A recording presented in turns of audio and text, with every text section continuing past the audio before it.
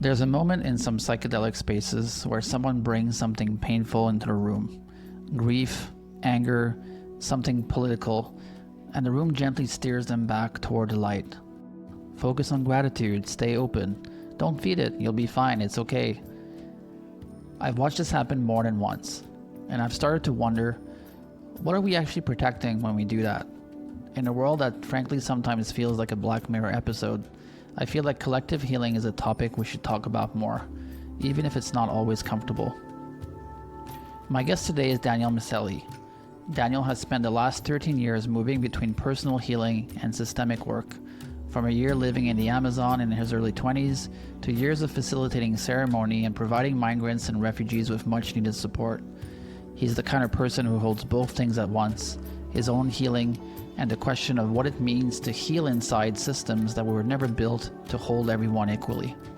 We talk about extraction, not just of plants, but of attention, land, and labor. We talk about why anger gets treated as a problem to manage rather than something sacred. And we talk about a moment years ago in a park in New York that changed the entire direction of his life.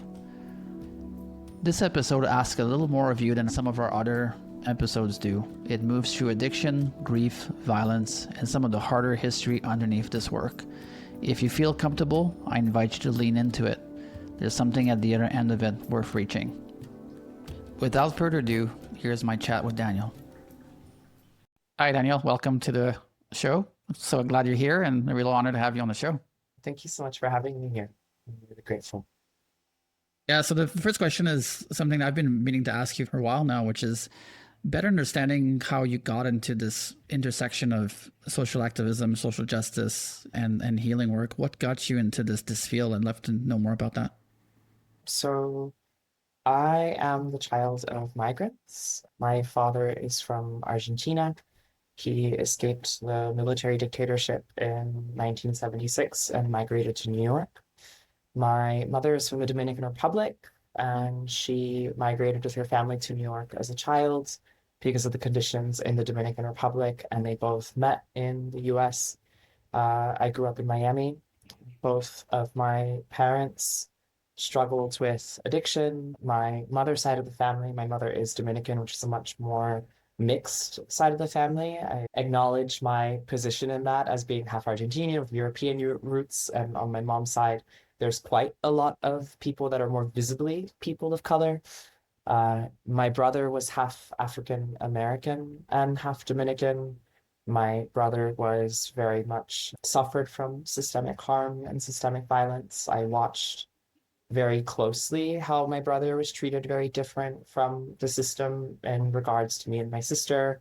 Again, on my mom's side, I watched a lot of addiction, or perhaps, certain lots of religious dogma, issues with drug abuse, just watching how there was very visibly a lot more trauma within my mother's side of the family, and especially the darker the complexion of the family members. And watching this growing up and always having a passion, something that also naturally was inside of me, a passion for justice, having grown up in the United States system, which I find quite aggressive, this individual kind of focus on the self and being a gear in the machine.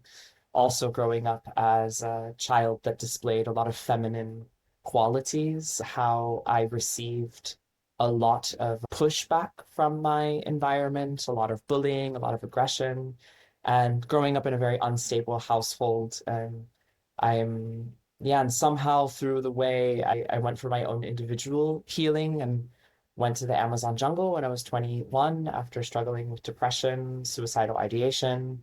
I was living in New York City. I was hospitalized twice for acute alcohol intoxication, taking a lot of drugs, and was quite reckless in my behavior. And then I had quite a powerful psilocybin journey in Prospect Park, actually, in New York.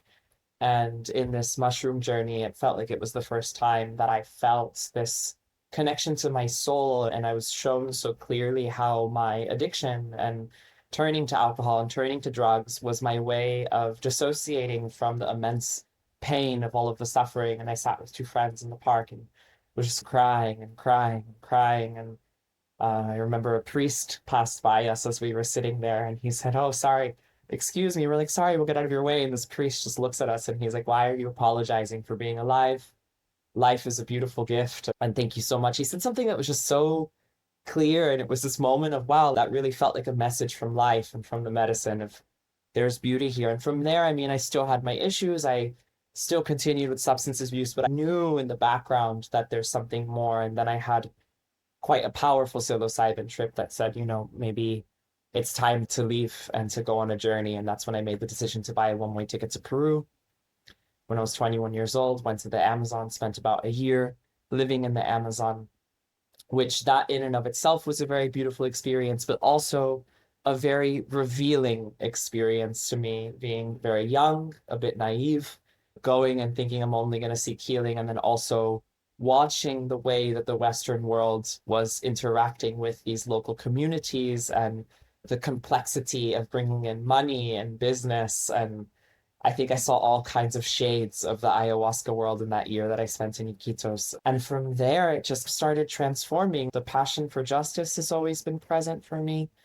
It's always been something that's been important to me. I lived in Buenos Aires for 5 years. I lived in Latin America for 6 years in total. I think that also gave me a different exposure to privilege and systems of power. And then it became especially powerful when I moved to Germany and I moved to Berlin, and being in the center of the Western world, and then watching how people interact with these substances within conscious communities, or so-called conscious communities. I don't know how I feel about that word, because who's more conscious than anybody else? And then that's where it became even more clear to me. I'm like, there definitely is some work to be done when it comes to our relationship to these sacred plants and ceremonies, and how can we be in right relationship.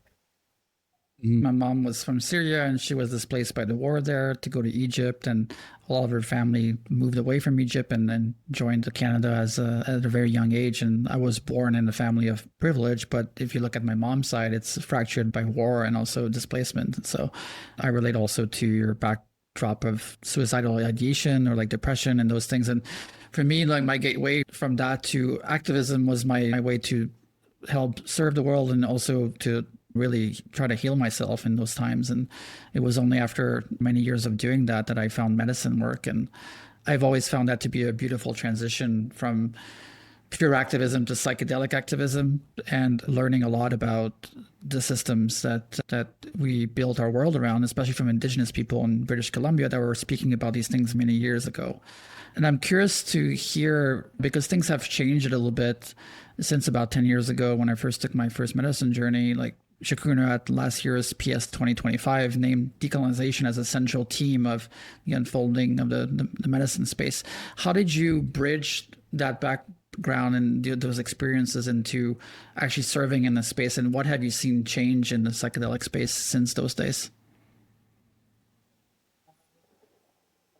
What have I seen change in the psychedelic space? For one, 10 years ago, I used to say that psychedelics were the answer. I mentioned that I was very young, I was naive, I was being exposed to this new world and seeing the beauty of the plants. And I was like, yes, everybody needs to take psychedelics. I actually was writing for this woman named Amber Lyon. She started Reset.me, and I was writing all these articles, and I was really like wanting people to come and experience the medicine. And looking back 10 years later and watching how psychedelic use without the right framework, without reciprocity, and without really an understanding of the space holders can be so, I want to say, maybe I've just witnessed the danger of the use of psychedelics without proper integration, and the use of psychedelics without awareness of privilege and power, and that psychedelic spaces can actually reinforce these systems of privilege and power. I mean, I don't know, I can't count how many of the facilitators, all Western facilitators that I knew when I lived in the Amazon, that were posting very extremist far right content, or promoting, Donald Trump, or saying that he was the savior, and watching very distorted information that's been spread through the internet, where I'm like, whoa, what happened? How did this happen? Or to see so many of these psychedelic spaces live in this echo chamber of love and light, and unfortunately, really only serving a particular subgroup of people that have the economic power to afford to go and have these experiences. And then seeing how, if there isn't the right framework of asking the right questions, it can be potentially very dangerous. So I actually am at a moment where I don't know if I believe anymore that everybody needs to have a psychedelic experience or drink ayahuasca. I'm more of a believer of we need to work with the tools that are available to us, that are sustainable, that are ethical, working with the body. And then, and only when we are really prepared for the experience, can we then go and have these rituals with the proper framework, with the proper integration. And I no longer believe that it is for everyone. I actually believe that it's gotten very much out of hand, and that there needs to be the work of the decolonization process is very important in this field. What do you feel is the most important part of being systemically aware when doing this work? I think we both understand the importance of that, and we live in a oppressive and violent system called capitalism and colonialism as well. How do you think about the relationship between the healing of the personal context relative to the social one and the systemic one? Why do you think that's so important? I believe it's all one, right? And it's important when we go for our initial healing that we're looking for the self. I mean, I'm going to work with my depression. I'm going to work with my alcoholism. I'm going to work with the trauma from my childhood. And the more that I've done the work for myself, the more that I've learned, for example, with my mother, who was incredibly unstable and very violent, she being the first child within a family that comes from one of the first islands to be colonized in the Caribbean, with a very violent history of genocide, of enslavement, and watching how my mother's body took that in and then passed that on to us, and that it was my responsibility to take that in and break that for all of the people that came before me. So I think what happens is that a lot of the time when people approach plant medicine, they're going to heal their own individual wounds, and then they are met with either their ancestors or the systems that they live in, the systems that we have been indoctrinated into. I've had to do a lot of deprogramming through the medicine work that had me so focused on myself as an individual, only to see myself as intrinsically connected to everybody around me. And it is of my fundamental belief that none of us are free on this planet until all of us are free. And even if we cannot see the people that are being subjected to these violent systems, which generally are bodies of the global majority. I mean, we think of us that live in the West, if we live in the States or Germany or Europe, wherever, all of these resources that allow us to live with this privilege, that allow us to fly all over the world, that'll give us the passports of power, that give us this access that so many people all over the world do not have. It is our responsibility to acknowledge, how did I get here and why do I have these rights? And that pertains to the plant medicine space. If you look at the biggest retreat centers, you look all over the world, where are the people coming from? They are generally coming from countries that have risen in economic power because of extraction. And that is the reason why they are granted the access to go to these centers in the first place. And a lot of these centers are catered to them, which isn't necessarily wrong. People in the West need healing. But people in the West also need to ask questions of, how do I participate in systems that cause harm? Mhm. And that's where the doing your own work paradigm comes in as well, the individualism of doing your work. And there's nothing wrong with that. We all kind of come in from a space of pain and things of that nature. And so we're not trying to, say that that's not a good thing. But I want to talk a little bit about, and I'm going to read this because I want to get their names right, but the work of Nesse Deveno, Brian Pace, and James Davies. Their argument is that psychedelics are being slotted into what they call the responsializing logics of neoliberalism. Translation, the individual gets fixed, but the conditions producing the suffering don't. And the sense that no other social arrangement is even imaginable. So the only thing left to work on is yourself. Can you talk a little bit about that? Yeah. So for me, I think it's myself, right? I'm with myself, with my body, because my body is what holds the information. Myself in relationship to my family, to my kin, to my community, to the world, to the larger universe, and how can I make the best out of this body so that I can be of greater service. And I genuinely believe that each and every one of us has a role to play. And I believe that if these questions are framed from the beginning of, yes, you're going in for you, but let's take a moment and think, who are the people that came before you? What were their struggles? And how do those struggles relate to where they are from? What is the social and cultural context? What comes before them? And asking these questions so that people can have a moment and think, maybe this isn't just my problem. Maybe my problem is rooted in the systems that I live in, right? Maybe my issue is also cultural. And asking these questions, and I believe bringing them into the medicine space, can potentially be very powerful for us understanding our role, for us understanding how we can orient our lives and be of greater service, and so that this can ripple outwards, perhaps to the people and the communities that might not have access to this medicine. That when we start asking these questions of, okay, who is this medicine for? Is this medicine only for those that can afford it? Or is this medicine really for everyone? And how can we create more just and equitable systems so that more people have access to work with these medicines, especially the communities that need it the most right now?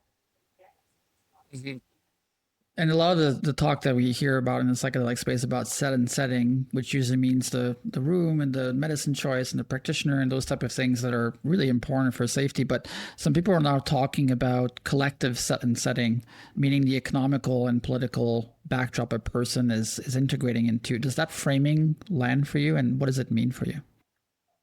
You know, there's a lot of this speak in the medicine space around creating your reality, around creating your dreams, around this kind of idea that we have the ability to co-create the world around us, which I genuinely believe that each and every one of us holds the power of creation. And at the same time, I need to acknowledge that in order for me to access that power of creation, I need to have a baseline of my hierarchy of needs met. I need to know that I can eat. I need to know that I am living in an environment that is free of, for example, war. If I'm in a country where I'm afraid of a bomb going off and destroying my home and exterminating my family members, maybe that's not going to allow me even the space to think about things such as creating my dreams or being one. You know, I've worked in plant medicine spaces with people who have lost around 60 family members or have lost everything, who can never go back home. And I noticed that integration process, even though these people will say things like, I've never felt this much peace before, or coming to acceptance, the trauma never left. It's a continuous trauma because they can maybe find more peace through the resources of plant medicine, but the pain will still be there because it hasn't left because these systems have not changed. So I notice with people, for example, when I've worked with people from Iran or Palestinians or wherever they may be, maybe they'll have a moment of relief after the ceremony, but then the grief comes back versus someone that perhaps doesn't have to deal with that can have longer lasting effects after the plant medicine ceremony and maybe keep that sense of peace, right? Because I acknowledge that even for myself, I don't have to think about those things, although I have other issues. And my family's being in the States, having a family of migrants, having people of color, knowing how the systems are affecting the people that I love. So it will come back. And there are varying degrees based on where does the person come from? What is their cultural background? Where are they going home to? Do they have safety where they're going home to? Do they have food where they're going home to? Can they be free? Um, and those are all questions that I think we need to ask. It's so important for everyone around the psychedelic space, including people who might be interfacing with the medicines, of asking the bigger questions about the collective. And in terms of the medicine spaces themselves, what do you think that a lot of people assume or tend to assume about people that join those spaces? Because a lot of them are coming from a personal healing lens, but what you're sharing is that the collective lens is just as important, but it rarely gets talked about. I mean, I've been part of many circles, and it's so rare that this topic comes up. I think this is something that we have to acknowledge. And I want to acknowledge that, the systems that we live in are the systems that we live in. And oftentimes people play along with these systems not out of harm and not out of malice, but because they don't know any better. I genuinely believe that psychedelics need to be accessible for everybody. And I genuinely believe that the financial models from which these institutions operate from oftentimes replicate harm, whether or not they mean to. And oftentimes they exclude people from the picture. And I think you can have scholarships, you can have your grants. And this is something that I teach a lot of trainings. I work a lot with cultural diversity and the felt experience of different bodies. Having a scholarship is not going to be enough for perhaps a person of color or a person who comes from one of these backgrounds to feel safe in spaces where maybe people who haven't suffered from that level of systemic harm will be present. I'll give you an example. I was in a plant medicine space and I mentioned what has been happening over the last 3 years and how deeply it affects me. I have ceremonies where I'm sitting in war zones with bombs and I'm crying like I've never cried in my entire life. I'm feeling a level of grief that I don't even know how to fold. And sometimes when I bring this into the space, because this is what is present for me, I would be met with, oh, don't focus on that. Like, focus on the light and don't feed it. And then I'm like, well, I'm sitting in a group, for example, in Argentina, where they all predominantly European descendant Argentinians. Argentina does have many people who come from indigenous backgrounds and people with darker complexions, but they usually get pushed to the margins. And I'm sitting there and I'm like, do you not see how this concerns you, how this concerns everybody? And, it's just so, again, the danger of having these medicine spaces, live in these echo chambers, existing within the financial systems that are causing us harm, and to not acknowledge that we need to take a look at these systems. We need to take a look at why some people on this planet suffer so greatly. And unfortunately, a lot of that suffering is at the hands of colonial powers that have been starting forever wars since the beginning of time, that are extracting resources at an extortionate rate. And unless we demand and we say, no, we do not want this any longer. But what I've seen happen in the psychedelic space, and I believe that this is intentional, is that anger is viewed oftentimes as a negative emotion, that there is this obsession with constantly being in the light and radiating love. But what I have learned, particularly in facilitating spaces with diverse bodies, is that when you have had everything taken from you, when you have had your lands taken from you, your families taken from you, when you have had your boundaries crossed, rage is such a sacred expression of love, because this body is a part of the earth's body. It is a part of a living, breathing body. And when this body has been taken from, the biggest act of courage and love is to say enough. And I feel especially, and I really want to be careful with my words, but the truth is predominantly white spaces that maybe have not had to feel that in their body. They haven't had to see it. They don't have to look at it, can afford the luxury of pushing it out to the side. I've said this to someone before. I'm like, I am sorry that I am bringing politics into the space, but my life is political. My trauma is political. So if you want me to be apolitical, I cannot be in this space right now. And that is the truth for so many people on this planet, that their pain, that their suffering is political.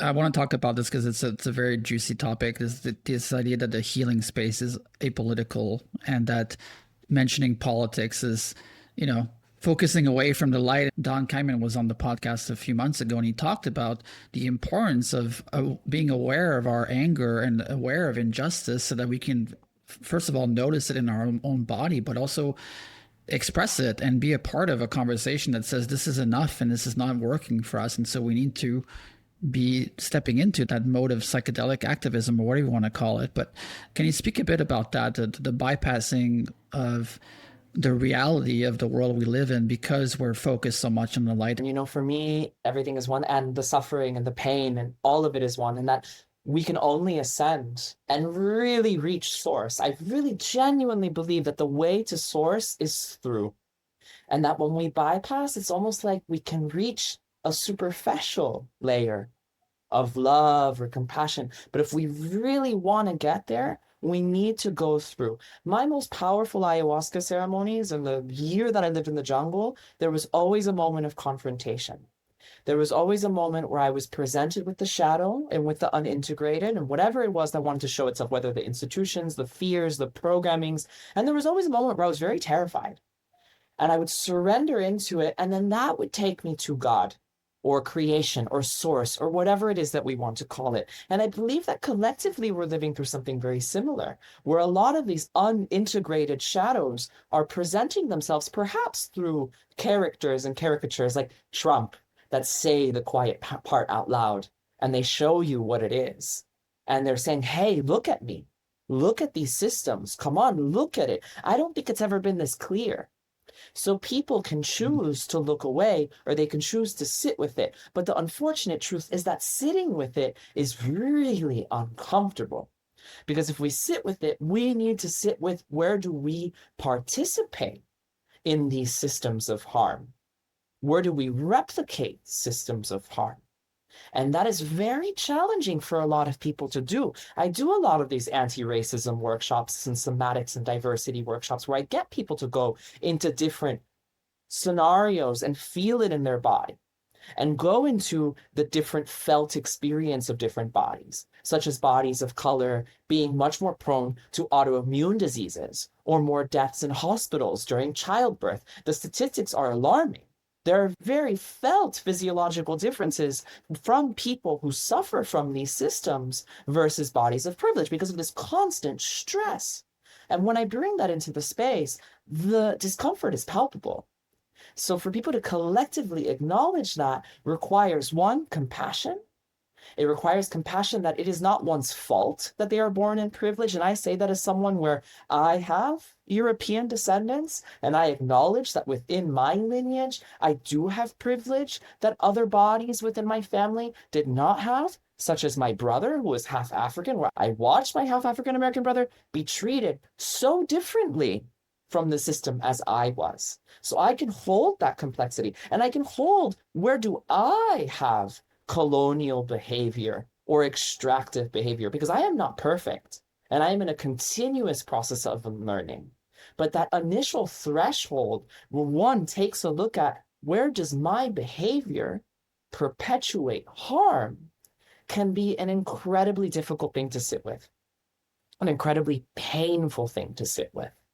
So again, more often than not, people choose to focus on themselves instead of looking at, where is myself in relationship to everyone else, you know? That can be a difficult process if you haven't been exposed to it in any way, or if you haven't been called out about something. And, you know, as part of co-founding Nakara, and over the last 5 years, like, we've learned a lot about like the intricacies and the nuances of how we were showing up to our work and our business in the ways that were colonial in some ways. I think it's a constant process of unlearning, and it's an ongoing thing for all of us, and no one has it perfectly. But I think the intention oftentimes can lead to continuous awareness and learning and unlearning, like you said.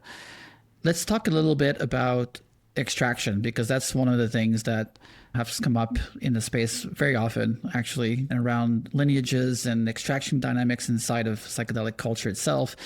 And as a business now turning into a nonprofit, which feels great for us because we feel like that's a much better way to be in service in the space. We've seen all the landmines that the space operates within the capitalist system around money, especially, and around privilege and around abuse and around extraction and all those type of topics. And you've named something there earlier that I want to speak about a little bit, is that those systems that we're creating within the psychedelic space are in the context of an extractive system. And so there's no avoiding that. We're all coming into this space with that background. Can you walk us through what the process is like to start undoing these things, and what have you seen in the space that can be seen as extractive? Yeah. It's a big question. You might have like a few hours to talk about. It's a big question. And it's something that I think about a lot. One, I'm really grateful. I actually, this is maybe a controversial opinion, but I believe that all psychedelic spaces should be nonprofit spaces, especially when they are benefiting from indigenous wisdom and cosmology. But that is my own personal belief. I think people can agree to disagree with me, but I believe in the nonprofit structure. I believe that medicines need to be accessible, they need to be equitable. I've seen even the most well-meaning organizations maybe, perpetuate these systems and these cycles of harm. And when we think about this kind of relentless productivity or having to operate a business, when it once becomes a business, and this is something that I have seen, is that the business requires fuel, investors, money, programs, marketing, and suddenly it becomes this thing that starts eating itself and growing. And the only way that it can sustain its existence is to begin to treat the individuals that make up said organizations as gears in a machine. And I know this happens a lot in many well-meaning spaces where people get very burnt out, where you're, producing retreat after retreat after retreat. And again, is it really sustainable for these medicine keepers to be working with 16 people and then again? And where does the nourishment to the body, the space, the time, the care, the culture of care, that if we are going to be a part of something, to treat an organization, and this is something that I'm very passionate about, if you're treating an organization like an organism, and you treat the organization like an organism and the humans that make up that organization as a fundamental piece of that organism, and that everybody needs to be well. They need to be taken care of. They need to have their needs met. And really examining, when am I putting profit over the well-being of people? That's one thing. Another thing with extraction within the space is thinking, where do these medicines come from? How are they produced?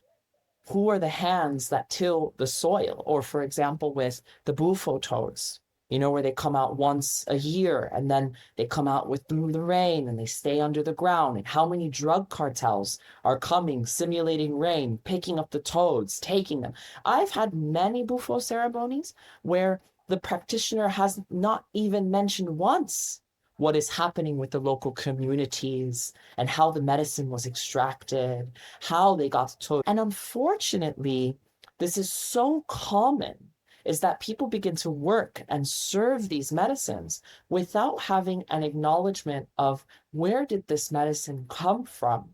How long does it take for this to grow? I mean, we think with ayahuasca, how long does it take? I think about 5 years for one of these vines to grow. And they're harvesting more and going deeper and deeper into the Amazon, where the local communities have a much harder time having access to their own medicines. So we also have to think, is it really sustainable?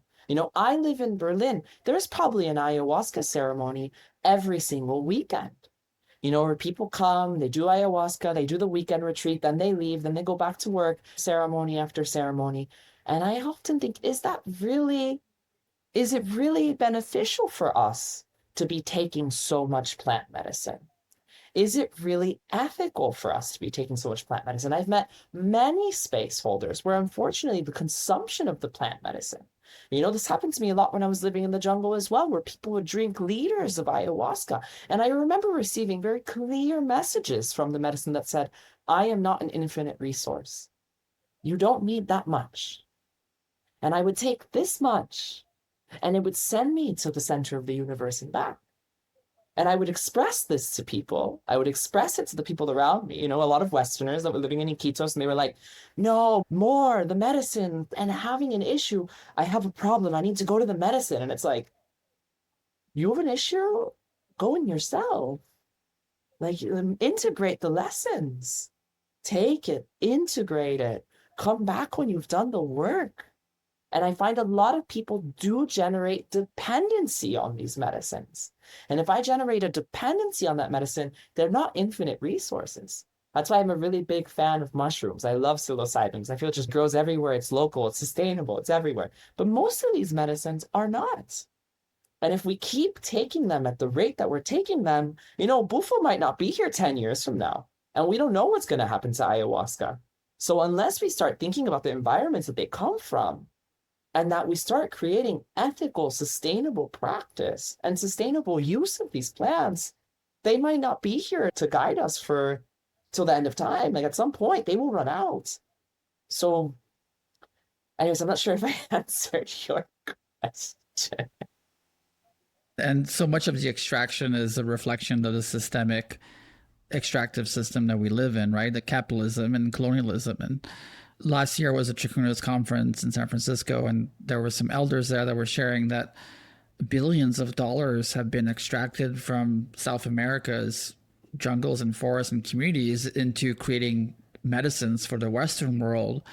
And literally billions of dollars have never been given back to those communities or those lands to share in reciprocity. That was quite striking to me, that there's a lot of medicines that we benefit from these days in the modern world that are sourced from originally plants in South America. And so those type of systems that we operate from are oftentimes influencing the way that we create spaces or that we create offerings or create programs in companies. And I've spoken to many founders of companies in this space that struggle with this, that struggle with money, that struggle with practices, that struggle with the ever-growing octopus of business that needs to keep feeding itself. And it becomes very difficult to hold a sacred container and hold a sacred light towards this work. And I share this in compassion to them because, running Nectara as well, you can see that the tensions are always there as a founder around how can I show up to this work in a good way? And it can be very, very tricky.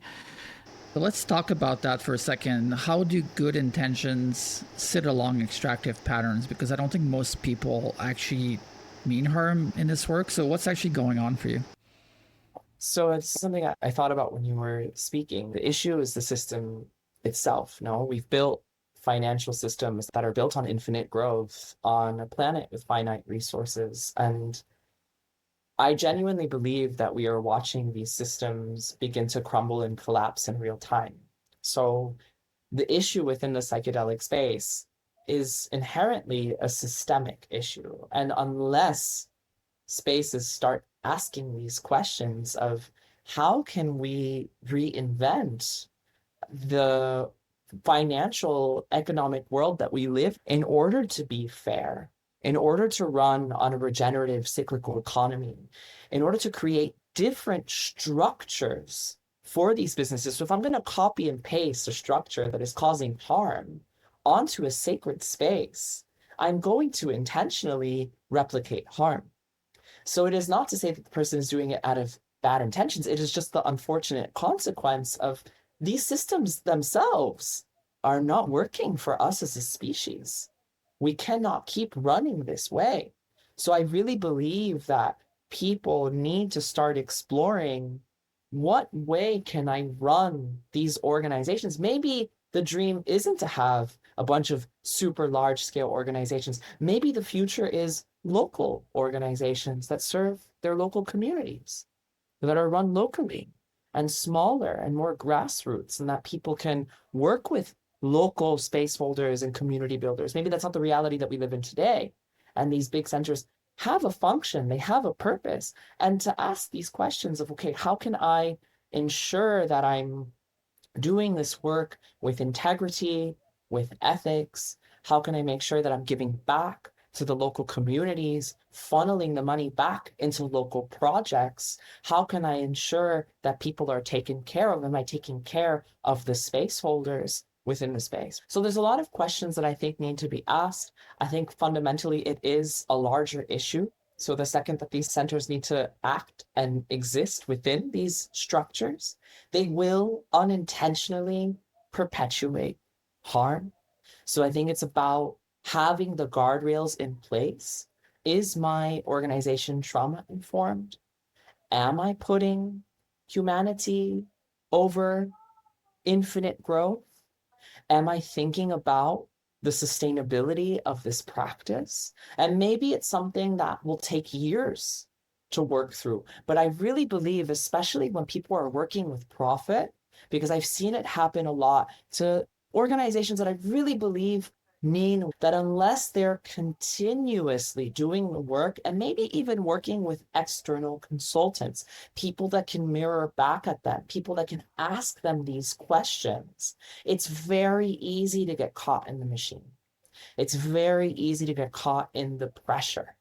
And then I believe that's when spaces oftentimes begin to lose the initial magic that they had in the beginning.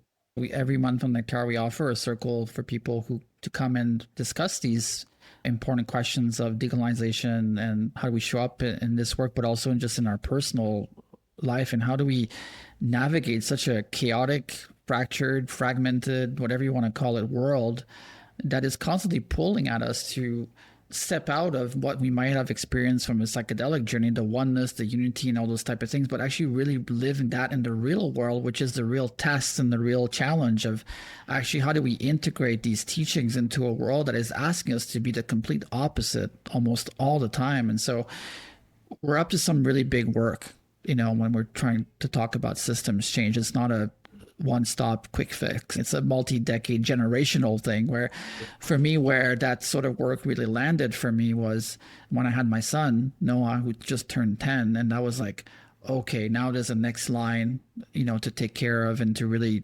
nurture and help grow up in the world better than I did, right? How do you see this work unfolding over the next years or the next decades? How do we play and participate into a better system?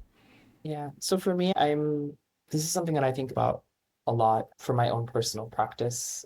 And it's something that I'm very passionate about, something that I'm working on actively is beginning to create more psychedelic spaces that really have systemic change and collective liberation at the center.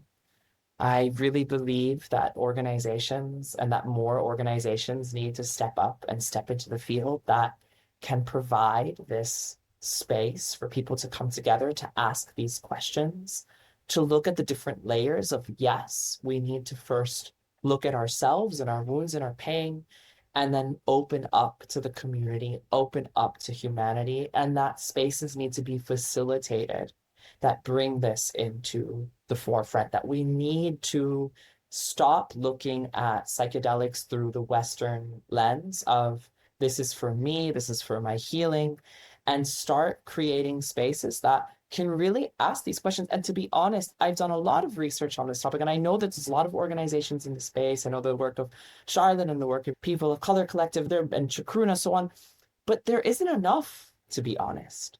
And the unfortunate truth is, I've done curation for trainings and I've looked at the different space holders. It's very interesting that most of the space holders of color are all focused on social justice and psychedelics. And I believe that this should not only be the work of people of color, the people who suffer from systemic harm. I really believe this is a work that needs to include all the bodies in the space to take a look at it and to start dismantling these systems. I believe psychedelics are incredibly powerful, but they need to be provided with the framework of looking at the systems that we live in, asking the questions of, am I living in right relationship with life? And how do I participate in these systems? So I believe that we do have a very long way ahead of us. I don't think this will be easy work. We definitely need compassionate space holders to hold us along the way and to help us ask these questions. And again, without shame, without guilt, or without making people feel bad for the lives that they live or the privileges that they were born with, but acknowledging that if I am born with privilege, if I am born with access, and again, I genuinely believe that none of us are free until all of us are free. and that we need to ask questions of how can we fight, and I mean fight with sacred action, to ensure that we don't perpetuate these cycles of harm. And I believe that the psychedelic spaces need to be a bit more bold. And I will say something that I do believe that a lot of these spaces, because they are run by profit, oftentimes do not want to mention these topics because perhaps it might cause disturbances or disruption, or maybe people will be offended that we bring this topic into the space. There are many people that do get offended when we mention politics. They do get offended when we mention things that are happening because they don't want their internal piece of their process to be disturbed. But we are seeing in this world, I really believe the heat is turning up.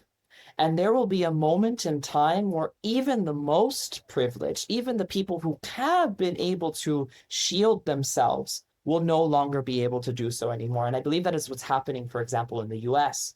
That in the US, a lot of these issues have always been, there's always been systemic harm.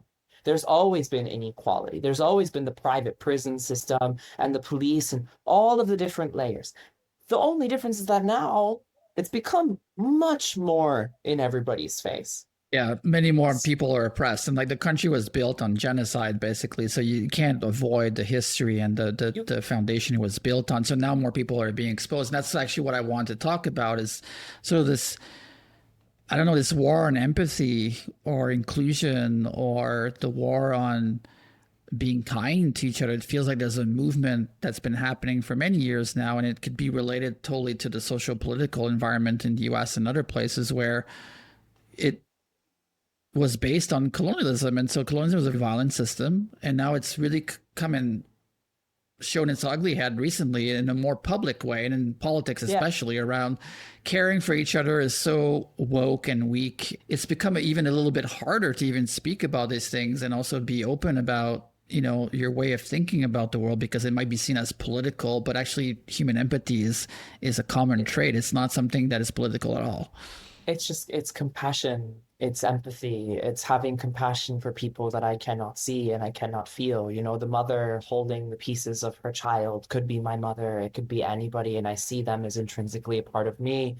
I believe I am every single person that is on this planet, so my heart extends outwards, maybe because I have done a lot of personal work where I can't unsee, it feels a part of me to feel that grief. And for a lot of people, I really believe that the grief is so much, like if they really were to open their heart and let it in, it would potentially be very overwhelming to let in that much grief, because it's been overwhelming for me at times, and I have many tools and resources to work through the grief. And this is one of the reasons why I've dedicated my life to creating those spaces where people can sit and feel and be together and feel the pain. And I wanted to bring another topic that you said, and something that I think about a lot. Yes, colonization was a very ugly process. And at the same time, I acknowledge that life is complex, that I would not exist if it were not for colonization. I am here because of a deeply violent colonial process. That is the reason that we're sitting and having this conversation right now. So I don't believe it's me saying, oh, I am wrong because I was born in the States on stolen land, even though I'm the child of migrants from Latin America that also have their own colonial history. My mom's side is very mixed, and my father's side, they're mainly settlers. So I acknowledge that I am not wrong, but I can take a look at the actions of those that came before me and go through this process of making it right and acknowledging that there's beauty in everything and everywhere, because humans are humans no matter what system that they are born into. Maybe if it is a system of occupation, of apartheid, of violence, that does not make those people wrong. It doesn't mean that they are wrong, which is something that I see very much in the political space. I am a lot around a lot of activists and a lot of change makers, and I do believe that the spaces can become incredibly polarizing and putting people into little identity boxes and saying, you come from here, so you're this and you're this. And I'm like, at the end of the day, we are all human and we are all one, and all of us deserve to be free. And if some of us we're born into our little cages of freedom where we can have what we want when we have it, how can we ensure that every living being on this planet is granted the same freedom? How can I ensure that we create something different and that we bring these conversations in? So Mm. again, I believe that, and I think it's just important to mention that like we are all human and we are all sacred. All life is sacred. It is important to acknowledge the systems and at the same time acknowledge the unity and to hold that complexity, to be able to hold that all of it can be true at the same time. Yes, and hold a lot of compassion for our own colonialistic tendencies or shadow sides or all those type of ugly stuff that we all do have. And yeah, you're right. Humans are humans, and we all stink and we all shit and we all want the same things in the end. I believe that we all Exactly. want peace and love and support and belonging, right? So I find a lot of peace in that, knowing that ultimately we all kind of want that. And I hold a lot of compassion for myself and also for others who are struggling or enacting violence in their own lives. And I'm curious, people who are maybe new to this kind of work or are really interested in going deeper, how can they start this process of decolonizing themselves? Like, where does someone start, and what's been inspiring and helpful to you? I believe just asking questions, being curious, inquiring. It's been a very long journey for me to look at these patterns and to look at my own programming. And I believe that it does require very nuanced spaces. And I want to be very honest. I don't, again, there's people doing the work, and I believe that it's becoming bigger and more visible. And at the same time, I still feel there's a huge gap.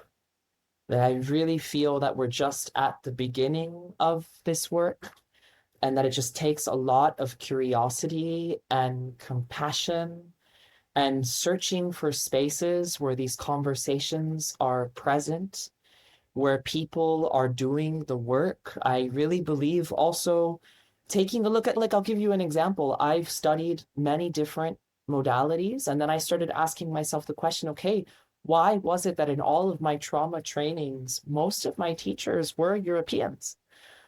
Most of the spaces that I was in were all people of social economic backgrounds of privilege, and mainly Europeans or people who descended from Europeans.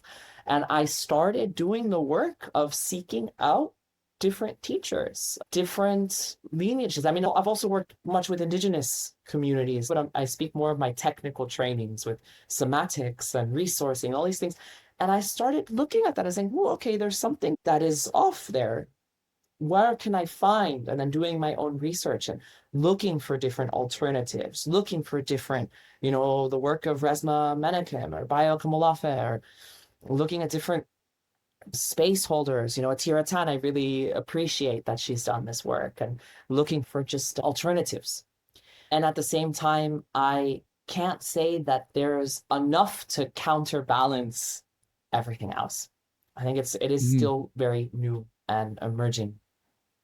And it's great that you're sharing this because, our hope is that it brings the conversation up a little bit more in the space around, yeah, there's a big gap in it and it's deeply affecting the systems that we're building. And if those systems are reflecting colonialism, like, what are we doing?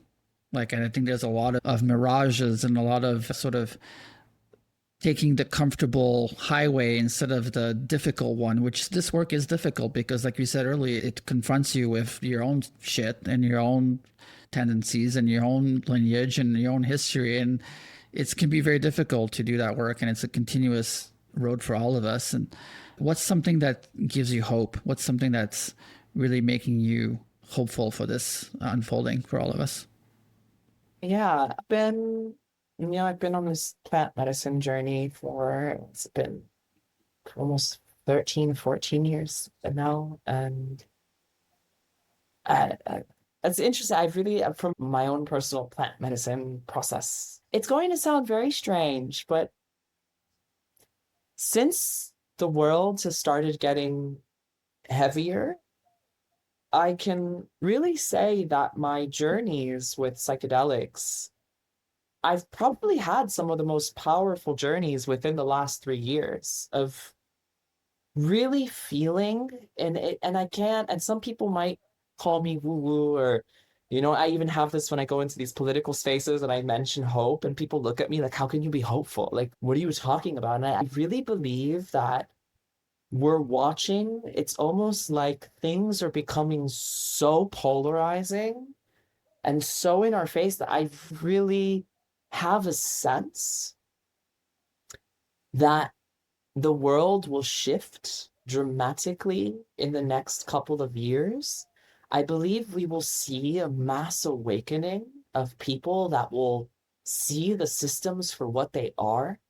I believe that the reason that these governments, especially fascist far-right governments, are becoming so extreme is because they're already seeing that people are waking up to the spell and therefore they need to enforce control. And to me, also looking at how worldwide so people are starting to rise up and demand a stop to these oppressive regimes. And there's a part of me that believes if we see enough humans all over the world wake up and take a stand, I saw this in one of my recent ceremonies, that the only reason that these systems exist is because enough people believe in these systems. And if you get enough people to wake up and see it for what it is, it's almost as if they have nothing left to hold on to. They will crumble. That process will be difficult. But I really have this sense of humans can do better. We can make this world a better place. We have to be uncomfortable in order to get there. But I have a really good feeling, and I believe that we will see a really different world. And maybe I won't live to see it. Maybe I'm seeing what our children's children will see, but I believe that it's possible. So at least two people in this world believe in a much better future, and I'm sure many more do. But it is the pendulum swinging back. I think that's going to change everything, because it's, to me, the systems that we operate from are so toxic. And so, like, I just think about shopping for food, for example, or toothpaste, and I'm like constantly thinking about how we have to avoid all these violent, oppressive, extractive system to, like, not have cancer, for example. That Yeah. it's so foolishly, cartoonishly evil in some way, and I don't want to label it in such a way that's so polarizing. But let's be real, we live in a system that is just not very kind to life. And No. I believe that we know better as a society, and enough of us need to say, no, this is not allowed anymore. And I think it's slowly, and maybe eventually exponentially changing. And I think the medicines are a really good accelerator towards that. And also just the shittiness of certain regimes right now, like you said, I think are going to switch us back to believing and really living the world that we know is possible. Any lasting thoughts or life-changing advice for people out there that are also navigating this? I think, community is really important. The things that I see in my life that I keep being told is vital for my survival, to thrive on this planet, is to, I believe there's the balance of not bypassing. We don't want to bypass what is happening. I believe in the power of bearing witness. I've had some moments in the last 3 years where I've really sat down to take a look at what is happening and to feel the pain and to allow it in. I believe to have a community of people that you can do that with is important. And at the same time, I believe that it is equally as important to put our energy and our attention into the world that we want to create. Am I creating spaces where people can share, where they can come together, where they can come into their bodies, where they can experience nurture? Am I showing up to my relationships? Am I showing up to support the people that I love? And I really do think of, what do I want to put into the world? I believe we are all creators. So holding that balance of, being with what is, and at the same time looking forward. I believe this hope, this dreaming, this collective dreaming, getting together with people. And I have this all the time, where what world do we want to see? And how would that look? How would that feel? Even if for some people it feels very hopeless, I believe that continuously coming back to these questions and having visions for the future and really moving towards them, I find is fundamental for me, at least, to keep going. I think if we hold a vision and we see our whole life as a way to change the world in some small ways, internally and externally, I think that's a beautiful journey that we can all take together. And there is a circle every month with Daniel that explores these questions and these complex topics. And if you are looking for support or community or just to engage in dialogue around this, Daniel's available every month on Nectara. So thanks for doing the work and for showing up and sharing this with us. And yeah, looking forward to more collaborations with you, and let's do it together. Thank you. Thank you.